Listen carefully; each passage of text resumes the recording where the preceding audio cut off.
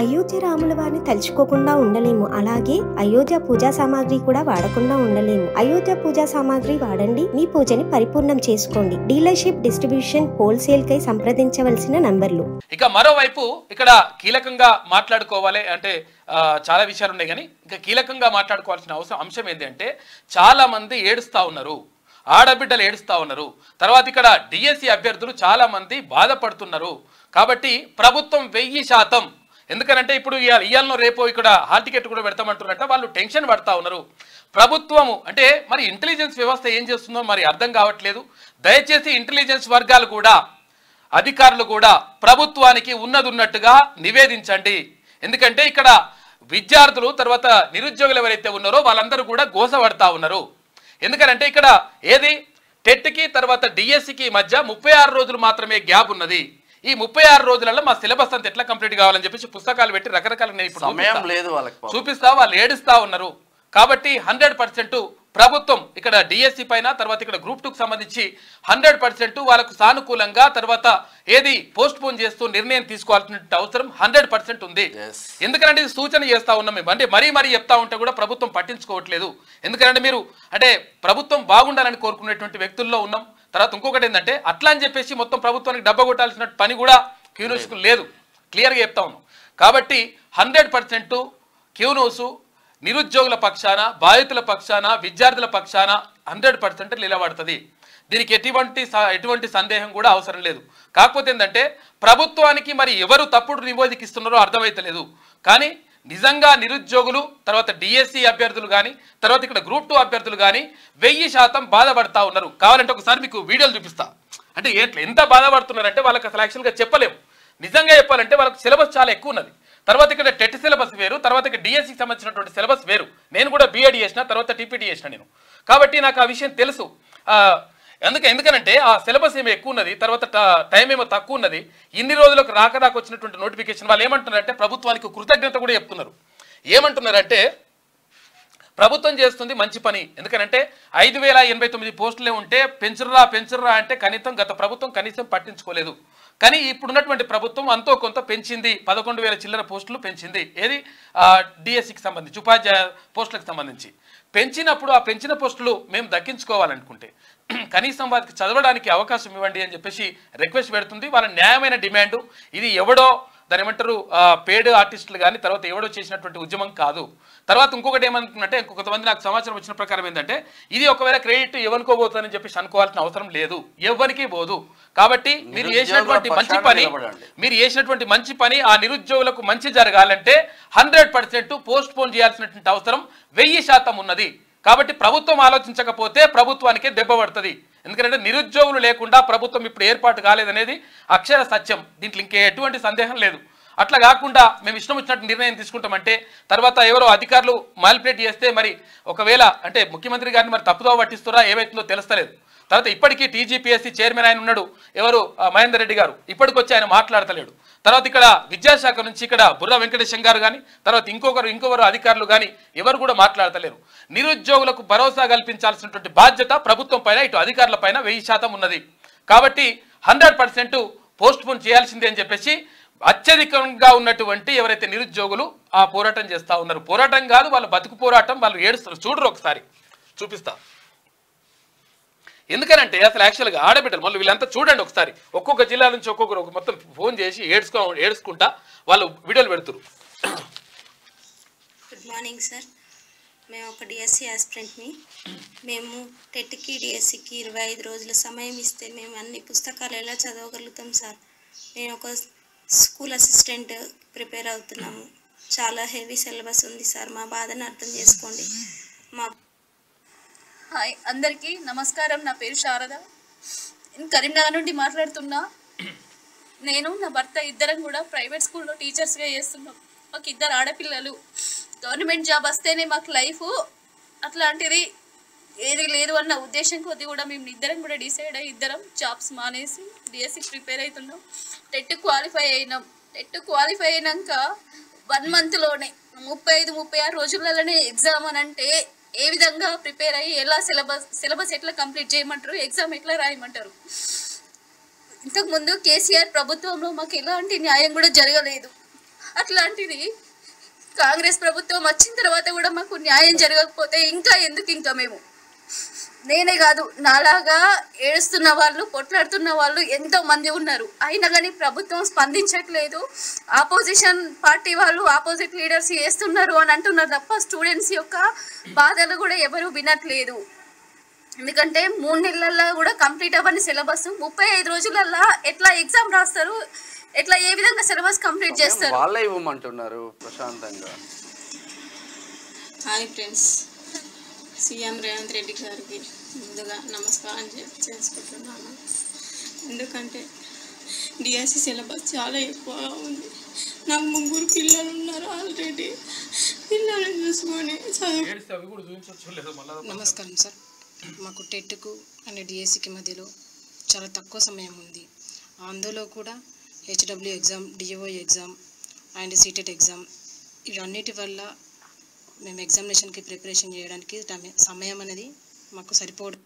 Good morning CM Revanth Reddy sir. నేను ఒక DSC ఆస్పిరెంట్ని sir.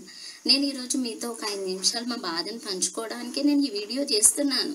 ఎందుకంటే ప్రతి ఒక్కరము ఇంత మానసిక బాధను భరించలేకపోతున్నాం. మీ దాకా మేము ఈ వీడియోస్తో వచ్చాము అంటే మేము మానసికంగా ఎంత క్షోభపడుతున్నామో మమ్మల్ని అర్థం చేసుకోండి సార్. మేము డిఎస్సికి వాయిదా కావాలని అడుగుతున్నాం. ఎందుకంటే మాకు టెట్ పెట్టారు సార్, డిఎస్సి పెట్టారు. మా నిరుద్యోగుల ఉనికిని గుర్తించిన గొప్ప మనిషి మీరు సార్. మా నిరుద్యోగుల అనే వాళ్ళు ఒకరున్నారు, వాళ్లకు సపోర్టింగ్గా నేను ఉండాలి, నిరుద్యోగుల తరపున నేనున్నాను రేవంత్ అన్నని అని చెప్పి మాకు ముందు నిలబడ్డారు సార్. అలాంటి మీ గొప్ప మనసుకి మేము పాదాభివందనాలు చేస్తాం సార్. కాకపోతే ఈరోజు మేము అదే డిఎస్సిని వాయిదా వేయమని ఎందుకు అడుగుతున్నామంటే మాకు సమయం సరిపోతలేదు సార్. టెట్కి డిఎస్సికి 25 రోజుల సమయం ఉంది. ఆ 25 రోజుల సమయాన్ని మేము మధ్యలో హెచ్డబ్ల్యూఓ ఎగ్జామ్ రాసాము, డిఏఓ ఎగ్జామ్ రాసాము, చదవడానికి సమయం సరిపోవట్లేదు సార్. మేము మా syllabus, TET syllabus DSC syllabus same కాదు సార్. మాకు డిఎస్సి సిలబస్లో ఉన్న పిఐఈ సబ్జెక్టు, ఈ బుక్ ఒక్కటి చదవడానికి, మేము పిఐఈ సబ్జెక్టు చదవడానికి మాకు 30 రోజుల సమయం పడుతుంది సార్. అంటే మేము మానసికంగా చాలా క్షోభ అనుభవిస్తున్నాం సార్. మేము ఎవరితోని మాకు సంబంధం లేదు, ఏ రాజకీయ పార్టీలతో మాకు సంబంధం లేదు. ఎందుకంటే మేము నిరుద్యోగులం సార్. మేమందరం పేదవాళ్ళం, పేద బతుకులు మాయి. మేము జాబ్లు వస్తేనే మా బతుకులు మారుతాయి సార్. మా బతుకులు మార్చనీకి వచ్చిన ఒక గొప్ప మనిషి సార్ మీరు. అలాంటి మీరు మా బాధను అర్థం చేసుకుంటారని నేను ఈ వీడియో చేస్తున్నాను. ప్లీజ్ సార్, దయచేసి మాకు కనీసం 2 నుంచి 3 నెలల సమయం ఇవ్వండి చాలు సార్. ఇంకా 2 నుంచి 3 నెలల సమయం ఇస్తే మేము శ్రద్ధగా చదువుకుంటాం, మా బతుకులు మేము మార్చుకుంటాం. దయచేసి మా ఈ నిరుద్యోగుల బాధను మీరు అర్థం చేసుకుంటారని ఆశిస్తూ మీ ఒక చెల్లిగా, ఒక అక్కగా కోరుతున్నాను సార్. Please sir. రేవంత్ అన్న, ఒక్కసారి మీరు ఈ ఎస్జిటి పుస్తకాలను పెట్టేసి సిలబస్ సార్, ఇందులో మీకు వేరే ఏవి కనిపించావు? సిలబస్ షీట్ చూడండి అన్న ఎంత ఉందో.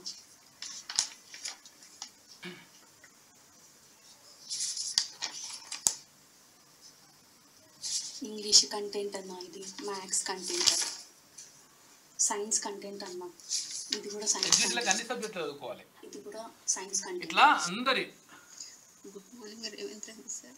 ఇట్లా చూసుకుంటా పోతే అసలు చాలా ఉన్నాయి. చాలా మంది బాధపడుతున్నారు. టెట్ ఎగ్జామ్ మే 20 నుండి జూన్ 2 వరకు జరిగింది. రిజల్ట్స్ అనేవి జూన్ 12కి వచ్చినాయి. అప్పటి నుంచి డిఎస్సి ఎగ్జామ్కి సమయం సరిగ్గా 36 రోజులు, అనగా డిఎస్సి ఎగ్జామ్ జూలై 18 నుండి స్టార్ట్ అవుతుంది. ఈ మధ్యలో గ్యాప్ కేవలం 36 రోజులు మాత్రమే. ఈ 36 రోజుల్లో ప్రతి ఒక్క డిఎస్సి అభ్యర్థి హెచ్డబ్ల్యూఓ ఎగ్జామ్, ఈ హెచ్డబ్ల్యూఓ exam dates 24th to 29th అనగా 5 రోజులు. మరియు అదేవిధంగా డిఏఓ ఎగ్జామ్, ఈ ఎగ్జామ్ యొక్క షెడ్యూల్ వచ్చేసి 1st to 5th అనగా మళ్ళీ 5 రోజులు. ఈ 10 రోజులు ఎగ్జామ్స్కి తీసివేయగా మిగిలిన రోజులు 26 రోజులు మాత్రమే. ఈ 26 రోజుల్లో ఉన్న డిఎస్సి వాస్ట్ సిలబస్ని ఎలా కంప్లీట్ చేయగలుగుతాము? కాబట్టి యాక్చువల్గా ఇది నిరుద్యోగుల బాధ, అది తర్వాత డిఎస్సి అభ్యర్థులకు సంబంధించినటువంటి బాధ. ఎందుకంటే చాలా వీడియోస్ వచ్చినాయి మా దగ్గరకు, వందలాది వీడియోలు వచ్చినాయి. కాకపోతే ఏంటంటే మేము అన్నిటినీ మేము ప్లే చేయలేకపోతా ఉన్నాం. కాకపోతే ఏంటంటే సమయం అట్లా ఉంది. కాకపోతే ఏంటంటే ఈ విషయాన్ని చూస్తే క్లియర్గా ప్రభుత్వానికి ఒక ఐడియా రావాలి. ఇంటెలిజెన్స్ వర్గాలు ఏవైతే ఉన్నాయో అధికారులారా, మీరు క్లియర్గా ప్రభుత్వానికి నివేదిక ఉన్నట్టుగా నివేదికని పంపించండి. తర్వాత 100% ఇక్కడ డిఎస్సిని వాయిదా వేయాల్సినటువంటి అవసరం ఉన్నది. తర్వాత గ్రూప్ 2కు సంబంధించి కూడా ప్రభుత్వం నిర్ణయం తీసుకోవాలి. వాళ్ళు లేట్ చేయమంటున్నారు. లేట్ అంటే ముఖ్యమంత్రి గారే అన్నారు, లేట్ చేయడం అంటే మాకు పెద్ద విషయం ఏమన్నా, మాకే 4 రూపాయలు మిగులుతాయని అంటున్నారు. ఎందుకంటే రిక్రూట్మెంట్ లేట్ అయితే ప్రభుత్వానికి 4 రూపాయలు మిగులుతాయి. 4 రూపాయలు కాదు, కొన్ని 100 కోట్ల రూపాయలు మిగులుతాయి. 11,000 మంది టీచర్ పోస్టులు అంటే 11,000 చిల్లర టీచర్ పోస్టులు అంటే కొన్ని 100 కోట్ల రూపాయలు మిగులుతాయి. కొన్ని నెలల పాటు అట్లా ఆటోమేటిక్గా పోస్ట్పోన్ చేస్తే వాళ్ళు కోరుతున్నారు. అంటే ప్రభుత్వం అసలు యాక్చువల్గా తొందరగా పెడతామంటే మేము లేట్ చేయమని చెప్పేసి అడుగుతా ఉన్నాం. కాబట్టి న్యాయమైన డిమాండ్ అని చెప్పేసి నెరవేర్చమని అడుగుతా ఉన్నారు. ప్రభుత్వం దీనిపైన సానుకూల నిర్ణయం 100% తీసుకోవాల్సిందే. ఇంకెట్టి పరిస్థితుల్లో ఇవాళ ఎవరు మరి అక్కడ విద్యాశాఖ కానీ ఏది నేను హాల్ టికెట్లు జారీ చేస్తాం, పరీక్షలు పెడతామంటే మీరు ప్రభుత్వానికి నష్టం చేస్తున్నట్టు లెక్క.